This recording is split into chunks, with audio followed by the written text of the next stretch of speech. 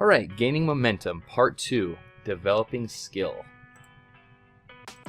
All right, quick disclaimer. So I truly believe, and has been my experience, that the more you learn about successful trading techniques, practice with intentionality while using solid risk management, that you should expect to improve over time. Trading performance boils down to the specific person doing the trading, so therefore I cannot claim or make guarantee that you will make money or be successful trading financial markets. That being said, there are some who should not trade financial markets themselves and should consult a qualified financial advisor. The advice and strategies contained herein may not be suitable for your situation. You should consult with a professional where appropriate. Readers acknowledge that the author is not engaging in the rendering of legal, financial, or professional advice. By reading this, the reader agrees that under no circumstances is the author responsible for any losses, direct or indirect, which are incurred as a result of the use of information contained within this document, including but not limited to errors, omissions, or inaccuracies. And guys, I just want to throw this out there as well, that, you know, this is knowledge that I think that everybody in the world should have.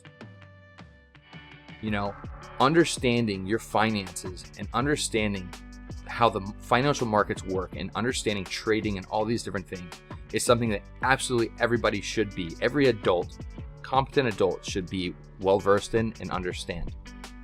You know, so regardless of what this says here about, something that should not trade the financial markets themselves, being able to hire a professional money manager, your success will ultimately be a product of how much you understand about the markets and about how they operate. You know, so having all of this knowledge of everything in this course, even if you never choose to make another trade in your life, being able to converse with somebody who is a professional who will manage your money for you, you can quickly cut right through the crap, right through the bull, and get to the heart of the issue as to whether or not they actually are worth their salt and they know what they're doing, or if they're just guessing. You say, hey, well, what is your okay? You're an active investor, money manager. How does that work for you? What is your process? How do you determine what you're going to invest or trade my assets in, right? All of those things are super critical and so important, so I don't know, again, I think that's just a huge thing. It's just completely, most people just don't have a clue about any of this stuff, how any of this stuff works, and which is frustrating for, somebody like me. But again, just understanding and having the knowledge will make the difference between your wealth over the long term. So sorry for that little tangent, but I feel like that's important, as I go over the disclaimer. So, all right, next. All right, so what you will learn in part 2 here. So welcome to part 2 of our 3-part series on learning to become a consistently profitable trader.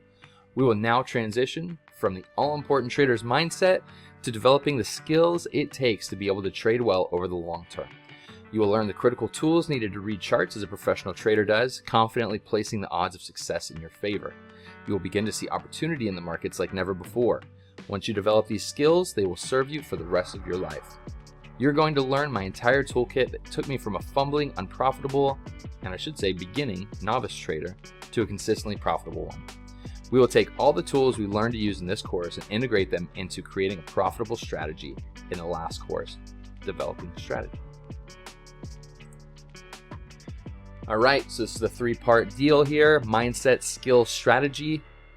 We are now on the skill part of the course, obviously. So mindset, the ability to comprehend opportunity; skill, the ability to see opportunity; and the tools, the tactics, and the understanding; and then strategy, the ability to take advantage of opportunity and putting all those things together. Right? So skill and strategy go hand in hand, as skill has so many layers to it, but the important takeaway is that all 3 must be developed properly in order to achieve long-term success. If any one leg of a tripod is weak, then failure is not a matter of if, but when. All right, technical analysis versus price action. I figured it'd be good to start with some loose definitions and explanations of these two terms. Technical analysis is the study of price charts using indicators and other tools. And price action for me is the study of price movement of a financial asset's previous and current price action on a chart to make trading decisions. In my opinion, this is what all advanced traders more or less graduate to. Once they have enough experience and time in front of charts, less is more. So I will be using a combination of both in my teaching.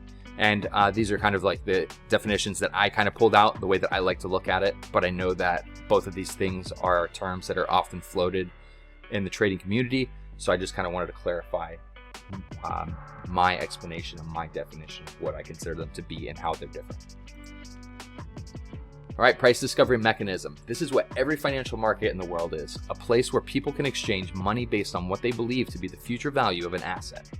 Therefore, every asset is constantly in value-seeking mode, and the market auction that happens between buyers and sellers creates inefficiencies that we can profit from. When buying pressure exceeds that of selling pressure, an asset's price moves higher and vice versa. These are important themes to reinforce and understand as part of the big picture. Why most fail. So the key differences between a novice and a pro trader is the amateur has no plan. The professional, though, has a well thought out strategic plan. The amateur cannot read price charts, but the professional can see exactly what's happening and what's likely to happen next. The amateur has no strategy. The professional has a well thought out and battle tested strategy that put the odds of making money in his favor. The amateur is not consistent, but the professional is systematic in his approach and as consistent as possible to acquire good data. Amateur goes back and forth between being greedy and fearful, but the professional is emotionally stable and fights to keep balance throughout the trade. Weakness in any one of these areas can cripple your chance of success. If any or all are missing, then failure is pretty much a guarantee. You can limp by in the short term, but it's the long term is what makes or breaks you.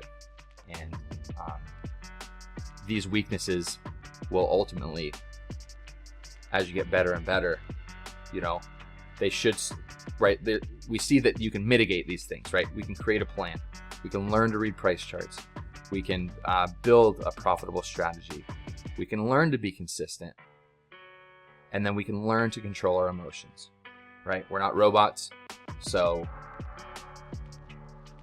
there's going to be times of struggle. There's going to be times where we're going to, revert to old patterns. We're going to make mistakes, right? That's just part of the game.